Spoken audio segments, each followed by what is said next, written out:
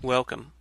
I'm Sebastian Mahfood, and you're listening to WCAT Radio, the on-air wing of En route Books and Media, bringing you the dulcet sounds of Catholic wisdom. Good afternoon, everyone, and welcome to the Two Wings Seminar, a production of the Holy Apostles faculty. The Two Wings Seminars are based on the Faith and Reason seminars that are held every month on the campus of Holy Apostles. The Faith and Reason seminars are faculty presentations to one another of some exciting project on which the faculty are working. For the online faculty to be able to participate in something similar, the Two Wings seminar was developed based on the same quote in St. John Paul II's encyclical Fides et Ratio, which was promulgated in 1998. A quote at the beginning of that document reads, "Faith and reason are like two wings on which the human spirit rises to the contemplation of truth. And God has placed in the human heart a desire to know the truth, in a word, to know himself, so that, by knowing and loving God, men and women may also come to the fullness of truth about themselves." Today we have with us Father Joshua Genig, who's going to speak to us about Catholic Women's Leadership Studies at Holy Apostles. Father Joshua Genig is Associate Professor of Church History in Benedicta Leadership Institute Studies, and Chair of the newly established Master of Arts in Pastoral Studies concentration in Women's Leadership Studies. Father Genig has received degrees in both pastoral and systematic theology, having studied both nationally and internationally. Before coming to Holy Apostles, Father Joshua served as Director of MA Programs and Associate Professor of Church History at St. Cyril and Methodius Seminary in Orchard Lake, Michigan. As well, he served as Adjunct Professor of Philosophy at Purdue University, an Adjunct Professor of Theology at Trinity College of the University of Toronto, and an Adjunct Professor of Learning Support Services at Schoolcraft College. He also serves as a chaplain for the Detroit Fire Department. Today's presentation is pre-recorded, so we hope that you'll enjoy listening. And if you have any questions for Father Genig, please feel free to contact him at jgenig@holyapostles.edu. Hi friends, this is Father Joshua Genig, Chair of the Catholic Women's Leadership Studies Concentration and Certificate at Holy Apostles, and I am both delighted and honored to be hosting this Two Wings seminar. I'm especially grateful to Dr. Mahfood for the invitation. I apologize that I wasn't able to do this live, but because it is Lent with extra services and things like that, one came up later this evening that I was not able to rearrange my schedule for, and so thus it needed to be recorded in advance. But I am grateful to all of you who have tuned in to listen to this, and God willing, you'll learn not only a bit more about this Catholic Women's Leadership Studies program, both the concentration and the certificate at Holy Apostles, but also a bit more about how we got to where we are today, how this program was born, how it has grown over the past couple of years, and also, God willing, how you might be involved in seeing it flourish in the future.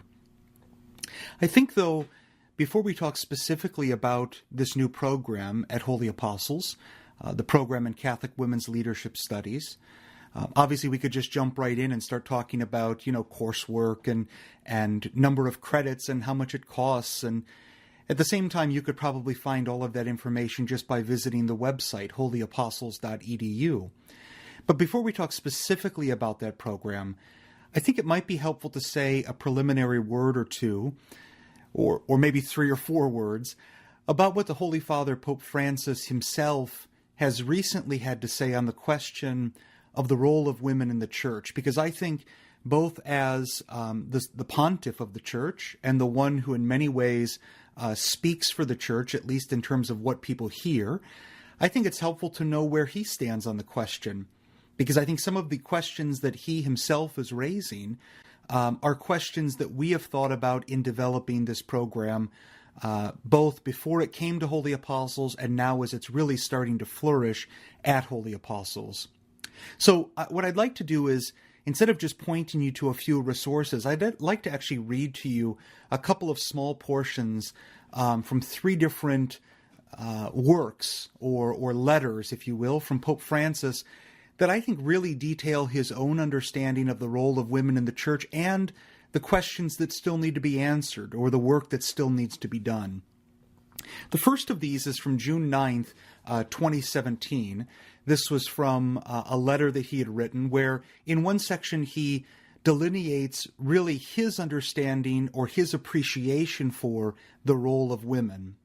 The Holy Father has this to say: "In today's complex society, characterized by plurality and globalization, there is need for a greater appreciation for women's capacity for educating toward universal fraternity. When women have the opportunity to fully pass on their gifts to the entire community, the very manner by which society is understood and organized becomes positively transformed by it, managing to better reflect the substantial unity of the human family. Here lies the most valid premise for the consolidation of authentic fraternity. The growing presence of women in the social, economic, and political life at local, national, and international levels, as well as the ecclesial, therefore is a healthy process. Women have the full right to be actively included in all areas, and their right must be affirmed and protected, even through legal instruments wherever it may be necessary. It is a matter of making more room for a more incisive feminine presence. There are many, many women who, in the roles they perform daily, with dedication and integrity, at times with heroic courage, have made and do make the most of their accomplishments, their valuable traits in the most varied, specific, and specialized skills, joined with the real experience of being mothers and formators. And if you just, I hope you could glean what he was saying there. But for me, what is most significant about these words is the line, "It's a matter of making more room for a more incisive feminine presence." Now, I will say this now, and I'll touch on this a bit later. For me, this is particularly significant because I am an Orthodox priest, I'm married, and I have 4 daughters. And so each and every day, I live in a world that is attempting to, and sometimes not very successful at, including room for a more incisive feminine presence. I want my daughters to grow up in a world that acts that way, in a church that acts that way as well. And so I can resonate here with Pope Francis' words particularly, that we need to make more room for this. And that women need the opportunity, as he says, to fully pass on their gifts to the entire community. This is really not just a matter of life and death for local, national, and international politics. This is a matter of salvation. And so it's a matter that we ought to be considering. The second section that I'd like to cite here for you from Pope Francis is on the anniversary of John Paul II's apostolic letter, Mulieris Dignitatum, which of course was written solely about women and their life in the church. And this is, I believe, the 25th anniversary. So here's what the Holy Father has to say, Pope Francis. "Dear brothers and sisters, good morning. I wish to share a few words with you, even if briefly, on the important theme that you have been discussing these days, woman's vocation and mission in our time. I thank you for the contribution you have made as we commemorate the 25th anniversary of Pope John Paul II's apostolic letter Mulieris Dignitatum, a historic document, the first of the papal magisterium entirely dedicated to the subject of woman.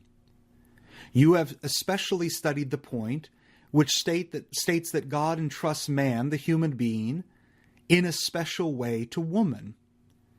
God entrusts man, the human being, in a special way to woman. What does this special entrusting of the human being to woman mean? It seems evident to me that my predecessor is referring to motherhood. Many things can change and have changed in cultural and social evolution, but the fact remains that it is woman who conceives, carries, and delivers the children of men. And this is not merely a biological fact. It entails a wealth of implications both for woman herself, her way of being, and for her relationships, her relation to human life and to life in general. In calling woman to motherhood, God entrusted the human being to her in an entirely special way. Here, however, says Pope Francis, two dangers are ever present. Two opposite extremes that mortify woman and her vocation. The first is to reduce motherhood to a social role, to a task which, though regarded as noble, in fact sets the woman and her potential aside and does not fully esteem her value in the structure of the community. This may happen both in civil and ecclesial circles, and as a reaction to this, there is another danger in the opposite direction, that of promoting a kind of emancipation, that in order to fill areas that have been taken away from the male, deserts the female attributes with all of its precious characteristics.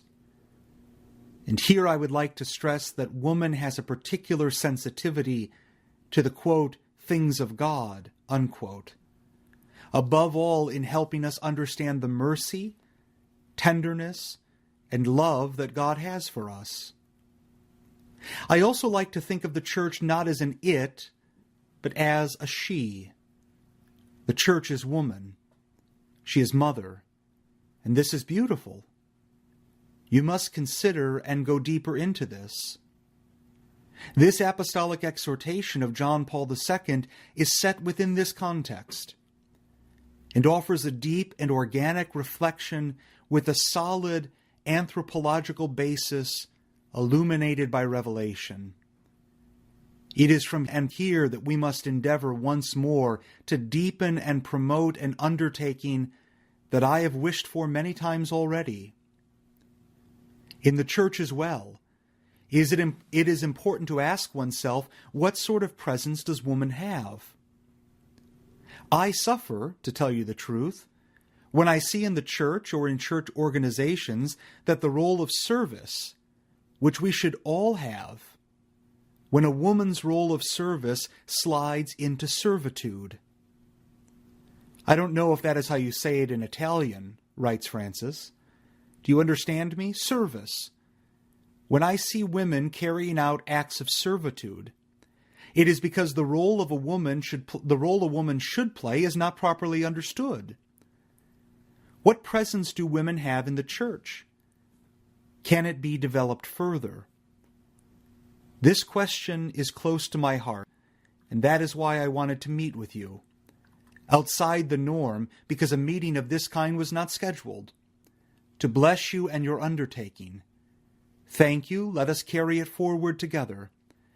May Mary Most Holy, the great woman, Mother of Jesus and of all God's children, accompany us. Thank you. Now, to me personally, what is most significant about these particular words from Pope Francis is the question that he himself poses. What presence do women have in the church? And secondly, can it be developed further? These are questions that we here in this Catholic Women's Leadership Studies program are trying to address ourselves. as God willing you'll hear more about in just a couple of minutes. But keep those questions in mind. What presence do women have in the church, and can it be developed further? Now, the third section from Pope Francis that I would like to share with you entails a response he gave to a question during a flight after one of his papal visits.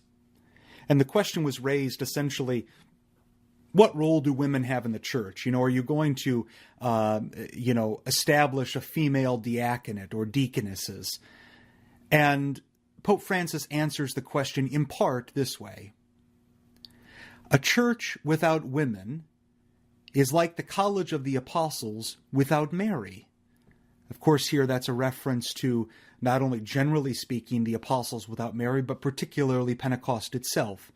If you've ever seen iconography, for example, of Pentecost, in many of those icons, Mary is seated in the center. Mary is the unifying force of the apostles because she has the most intimate and close relationship with her Son. So Pope Francis says, a church without women is like the College of the Apostles without Mary. The role of women in the church is not simply that of maternity, being mothers, but much greater.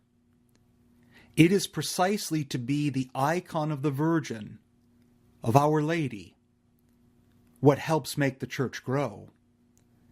But think about it. Our Lady is more important than the apostles.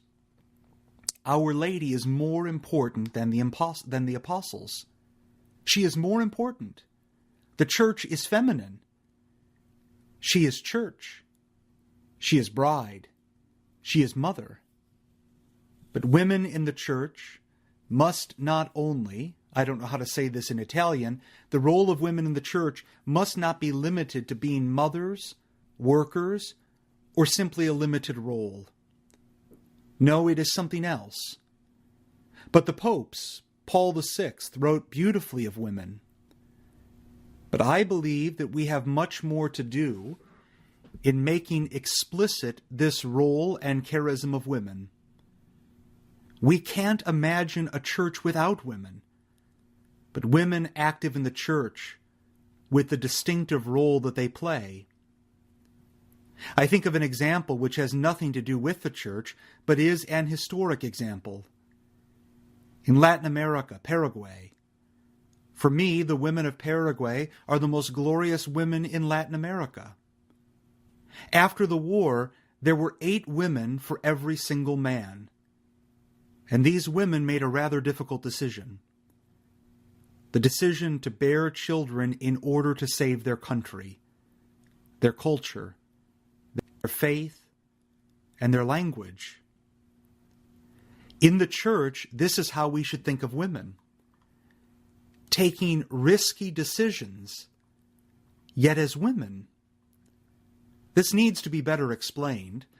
I believe that we have not yet come up with a profound theology of womanhood in the church.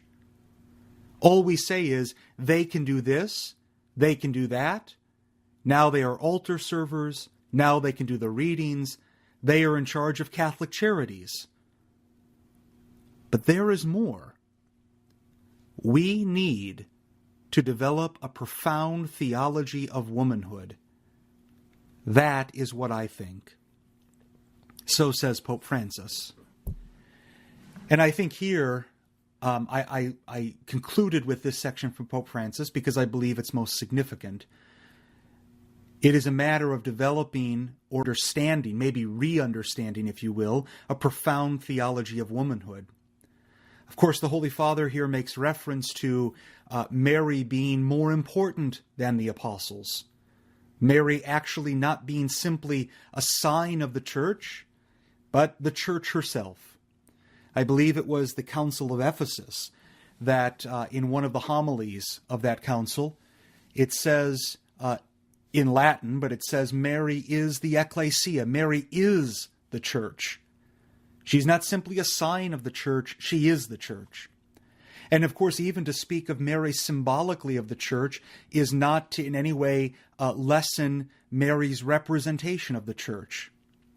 Remember, we think of symbols today as things that are mere representation, as though there's a gap between the thing that is the symbol and the thing that is signified therein. But you remember the origin of that word symbol, symbolon, to be thrown together. And so if Mary is a symbol or an icon, as Pope Francis says of the Church, that means that she and the Church are united and thrown together in a particularly meaningful way. And I will say personally that it's my perspective that it is the role of the evil one, the role of the deceiver, who has torn these things apart, Mary and woman, and on the other hand, the Church itself. Remember that the opposite of a symbolon is a diabolon, the diabolos, Satan himself, the one who pulls the things apart. And so it is only the work of the evil one, clearly as in an attempt to destroy the life of the Church, who has tried to pull Mary and women more generally apart from a concrete, tangible understanding of who the Church is and what the Church is called to do.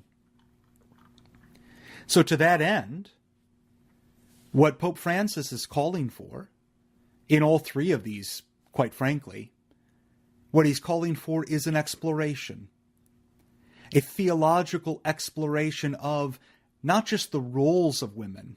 And he alludes to that even when he says, we say things like, women can do this, women can do that, women can't do that. So he's calling for not an exploration, not simply of the roles of women, which is purely a functional exploration. And there may be a time for functional discussions, both for men and for women. In fact,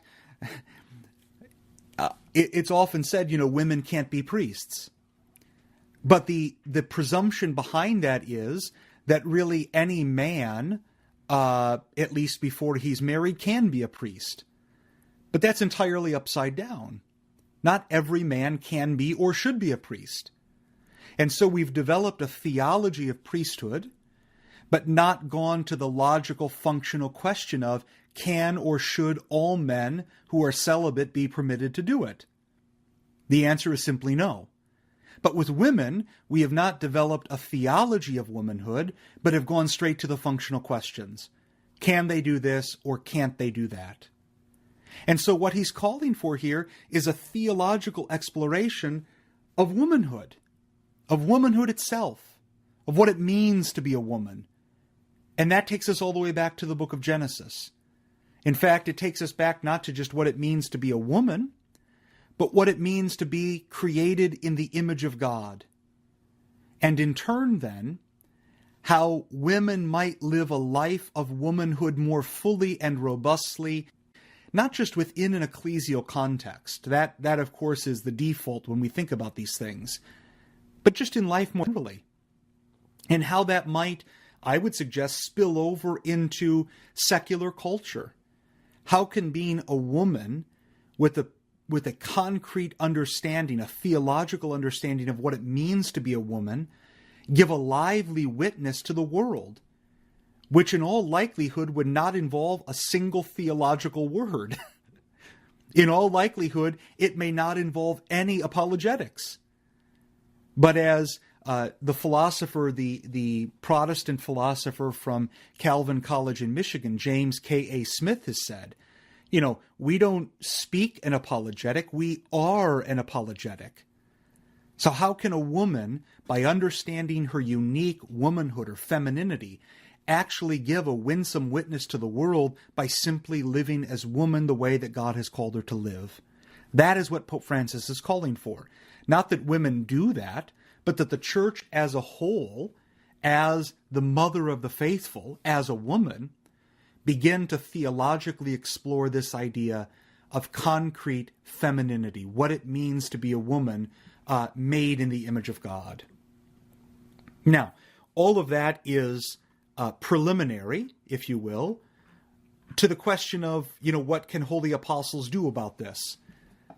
Or how can holy apostles help with this? Again, I think it's important to start with the question of what the Holy Father has said, because if the Church is not asking these questions, then maybe the question doesn't need to be asked or even answered.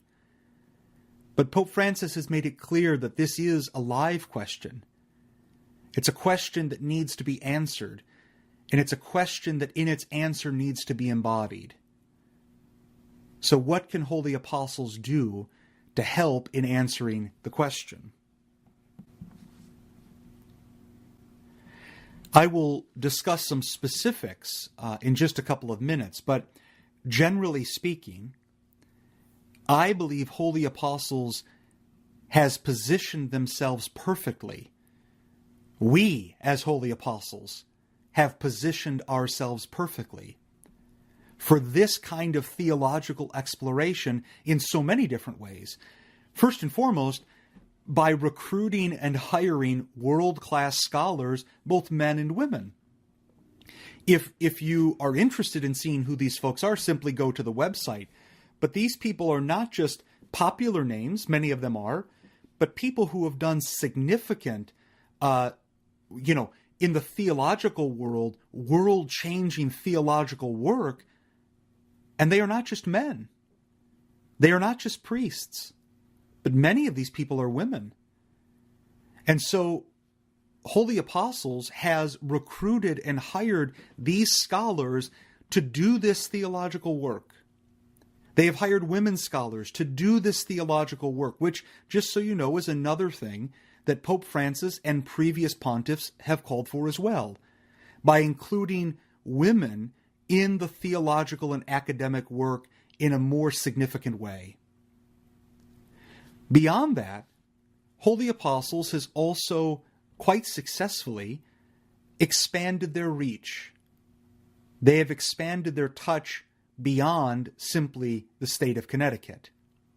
Frankly, even beyond the United States. I would venture to say, in my experience with Holy Apostles this past year, and I don't have any qualms about saying this, this, friends, is a world-class institution with a worldwide theological touch. It is a world-class institution. The scholars here rival any scholars in the world. It is a world-class institution with a worldwide theological touch. Not only are we capable of offering a worldwide touch, but we are actually giving a worldwide touch. We are educating people beyond Connecticut, beyond the East Coast, beyond the United States. And so what that means, of course, is that we can call upon not only the best of the best around the world, we can hire the best faculty around the world, but what is more, we can have a conversation that expands beyond the borders of the campus. We can have a conversation, for example, about the unique understanding of what it means to be a woman with people not only in the Midwest of the United States, but also in parts of Africa, but also in parts of Germany, but also in parts of the United Kingdom, where possibly in all three of those areas, there is a dramatically different understanding culturally of what it means to be a woman than there is in the Midwest of the United States. But we can have that conversation with them, and together we can all grow, not just in a cultural understanding, but in a true, robust, theological understanding of what it means to be a woman. And I believe, because I've lived it now for a couple of years, that this theological task with our world-class scholars at a world-class institution can happen more significantly in partnership with Women of Grace, particularly with the leadership end of Women of Grace, the Women of Grace Benedicta Leadership Institute for Women. In their own words, and I will just read here their own mission, the mission of the Benedicta Leadership Institute for Women is to do this. It is for women to identify, it is to identify, educate, develop, and train. Listen to those verbs. Identify, educate, develop, and train Catholic women to be active leaders and mentors of the day, Not in a fantasy world 1,000 years from now, and not in the good old days of the 1930s and 40s, or whenever it might be. To identify, educate, develop, and train Catholic women to be active leaders and mentors of the day in accord with their state in life.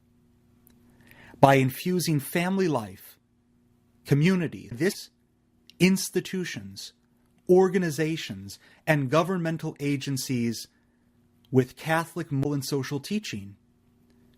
The leaders trained by this institute will do much to infuse a culture of life into contemporary society and will, quote, aid humanity in not falling, unquote.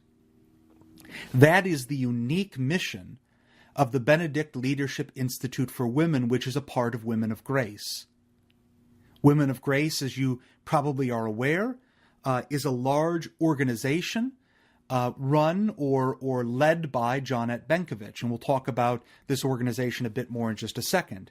But this is the leadership end of that, the leadership wing, if you will, of Women of Grace. But as Women of Grace seeks to identify, educate, develop, and train Catholic women, the goal is not only that they fill an active void in the life of the Church, which we've already discussed, but that they will actually aid in the theological task. What is the theological task? The theological task is understanding anew what it means to be a woman. Literally, they will be doing a theology and developing a theology of womanhood as Pope Francis himself has called for. But as with all theological work,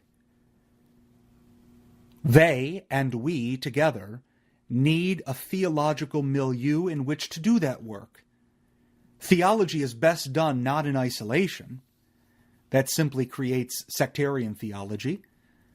But it's done together in community. And as I've mentioned already, given the reach and the richness of holy apostles, together with the depth and the charism of the Benedictine Leadership Institute for Women, this is truly a match made in heaven. And so as of August 2017, so last August, Holy Apostles and the Women of Grace Benedictine Leadership Institute for Women have partnered together to present a dynamic new offering for women who are interested in Catholic women's leadership studies. This is the first of its kind. Literally, it's the first program of its kind anywhere in the world. And this program provides women with the opportunity to acquire a non-credit or credit certification or undergraduate or graduate credit hours in Catholic women's leadership studies. There are all sorts of opportunities, as I'll discuss in just a minute. But the goal is very simple. No matter which level of endeavor a woman desires, graduate credit, simply a certification, maybe just continuing education, this program and this partnership between the Benedictine Leadership Institute for Women and Holy Apostles will help her attain her goal and assist her to help transform the world one woman at a time. That is the goal. Specific, situational, one woman at a time to transform the world. And so I want to be very clear here. We are not, in this partnership, simply out to train deaconesses. We are not, in this partnership, simply preparing women for religious life. We are not, in this partnership, simply expecting women to work in the church, as it were. Now, all three of those things may happen, but that is not the primary goal. No, we are training women to be active servant leaders wherever they are currently living and working and praying. As the Benedictine Leadership Institute itself says in its mission statement, whatever their state in life. So you need not be a director of religious education, a woman religious, the principal of a girls' Catholic prep school. You need not be any of those to come and study with us. You could be a mom at home with children. You could be a teacher in the public school system. You could be the director of a Right to Life clinic. You could be someone who works in the business world or the secular world. You could be an engineer. You can be whatever you are and come and study in this program in Catholic Women's Leadership as part of this partnership between Holy Apostles and the Benedicta Leadership Institute for Women. And I promise you, whatever your state in life, you will grow and you will be strengthened, and you will find that this has been a gift to you and not a burden. Now, of course you might be thinking, why is a man running this thing? Of course, my default is to say, well, that's a good question. But after a couple of years of working so closely with this partnership, I actually don't think it's a good question. It's a question I don't even ask anymore. It's become second nature because it's such a joy. It's funny, though, I recently gave a talk, last Saturday, in fact, to a large women's group on the topic of Mary and the Orthodox Christian woman. Now, weeks before I was set to speak, maybe 4 weeks before I was supposed to give this presentation, there was lots of chatter on Facebook, on this Orthodox Christians women's group, about why a woman wasn't giving this talk. There was also discussion about why the topic wasn't something like Mary and the Orthodox Christian. Why was it Mary and the Orthodox woman? Well, to the second point, and I think this is a bit easier, remember the gospel is always specific.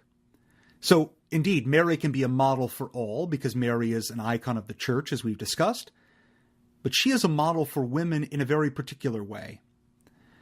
And so it makes sense to me to speak of Mary as a model for Christian women, just like I'd speak of Joseph as the model for Christian men. Could you talk about Joseph as the model for Christian? Of course you could. But in a unique, specific way, he is a model for men.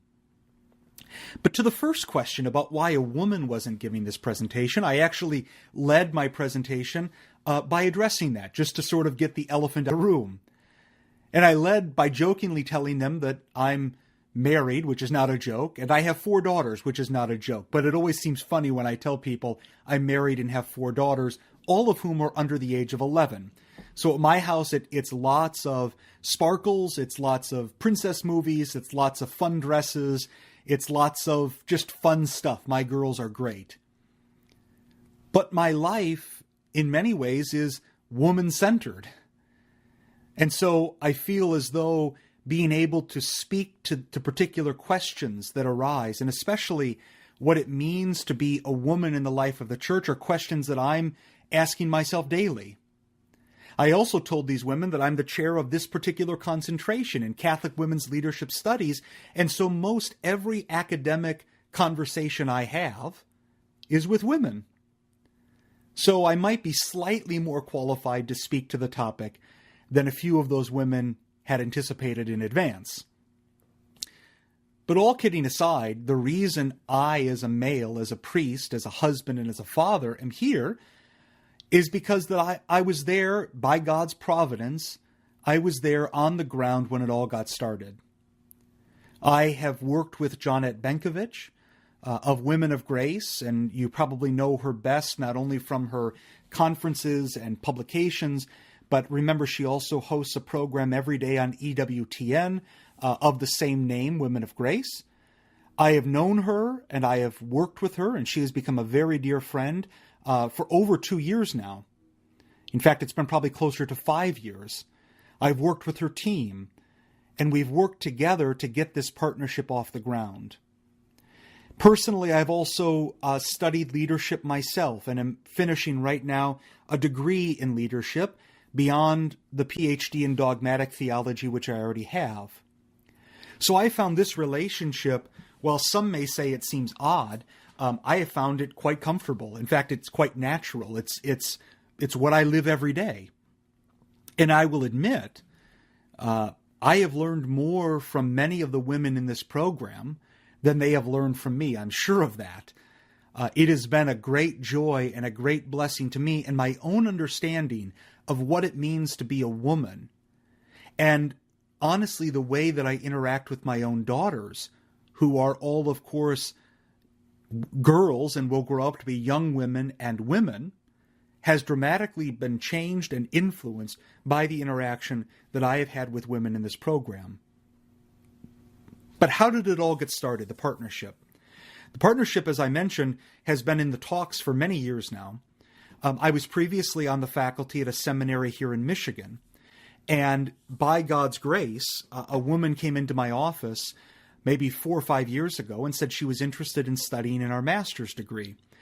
In the midst of conversation, I at that time was the chair of all of the master's programs.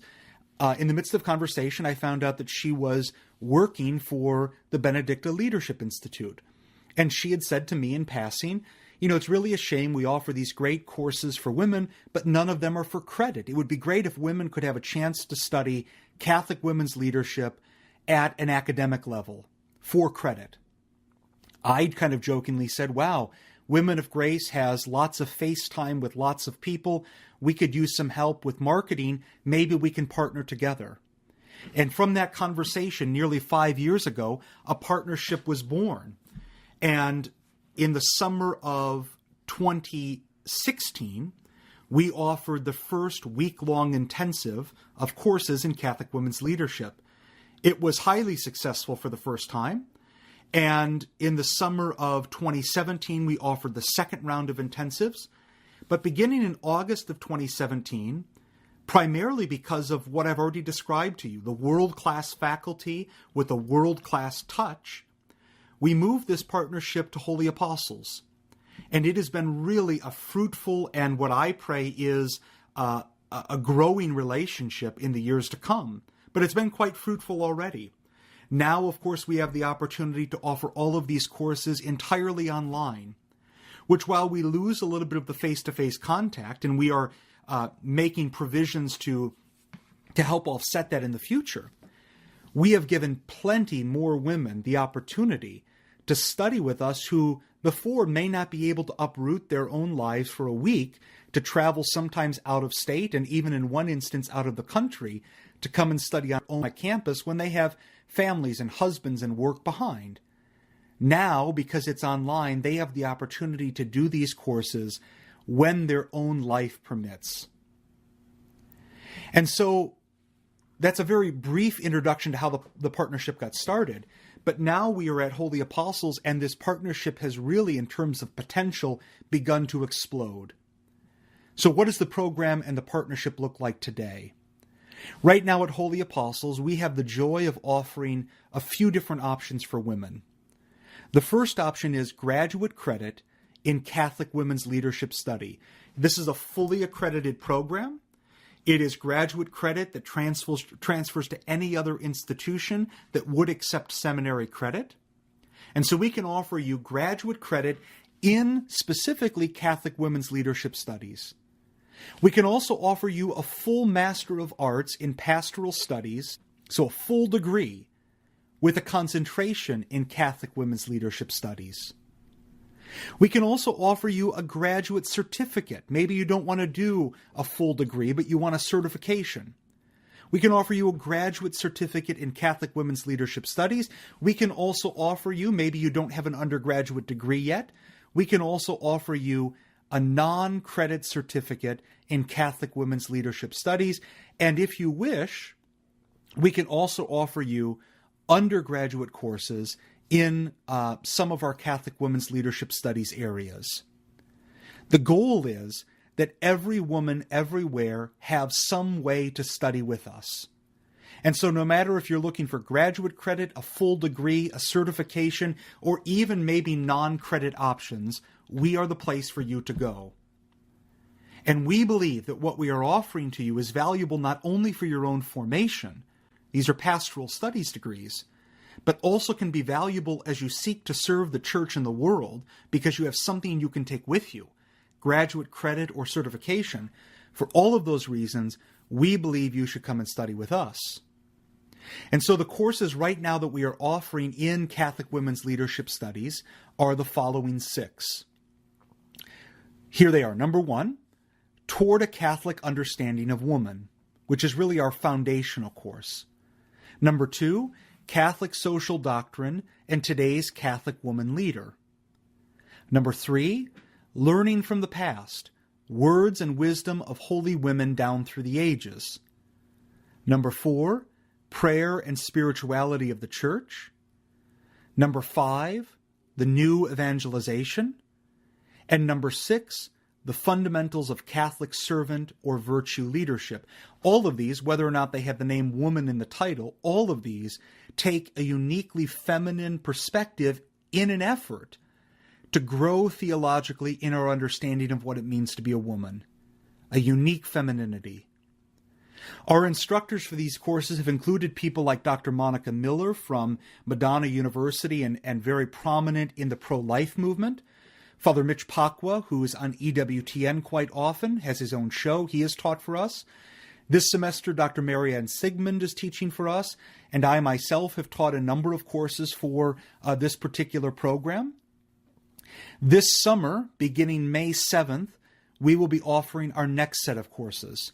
We will be offering the course that I currently teach on Catholic servant leadership, which is really a look not only at a biblical understanding of servanthood, a Catholic understanding of servanthood, but frankly, just some of the basic principles of servant leadership from a theoretical perspective. And Dr. Sigmund will teach the course on the new evangelization. Now, I wanted to give you here just briefly, I wanted to read to you the description for that course. This course explores the biblical theological foundations of the new evangelization in light of St. John Paul II's call for new ardor, expression, and method in evangelization. Specific attention will be paid to the unique and remarkable role of the feminine person in bringing the hope of the gospel to those who have fallen away from the faith of Holy Mother Church.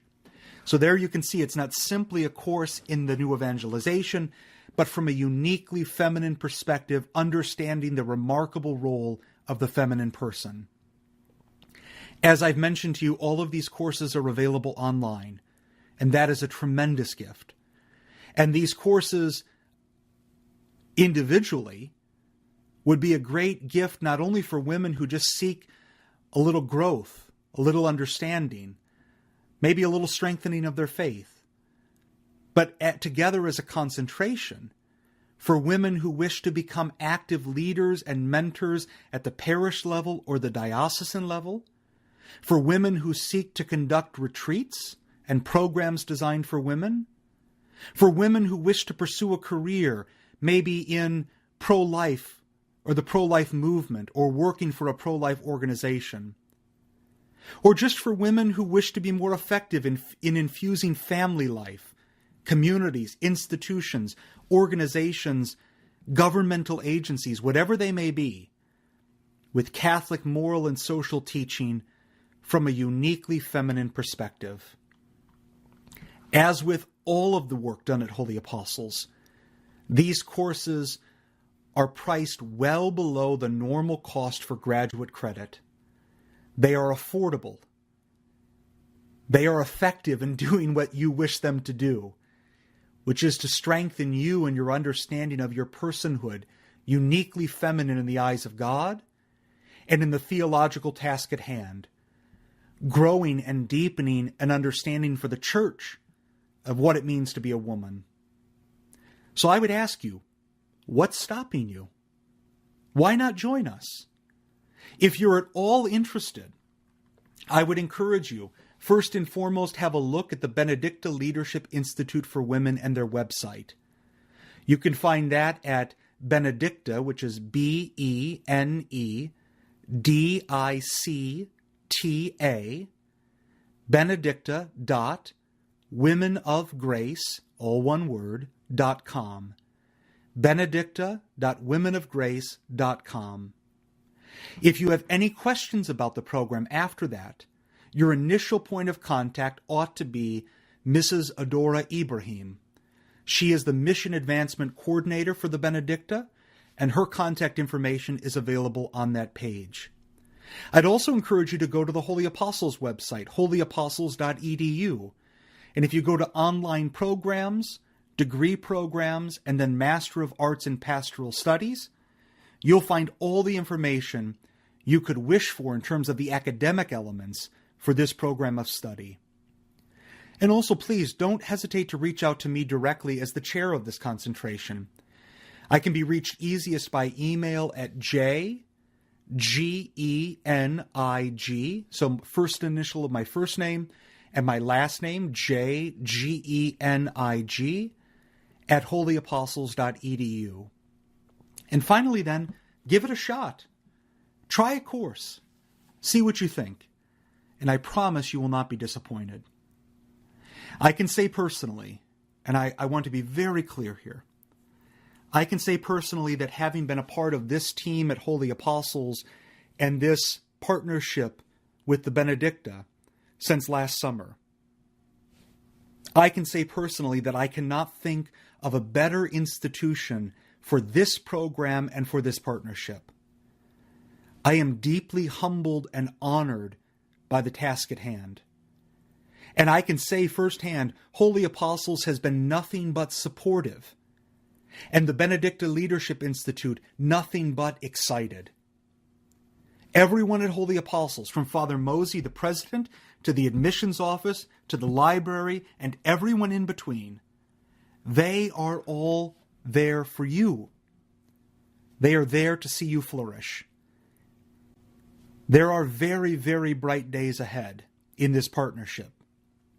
So please, I'd ask you to consider joining us for the ride that's ahead.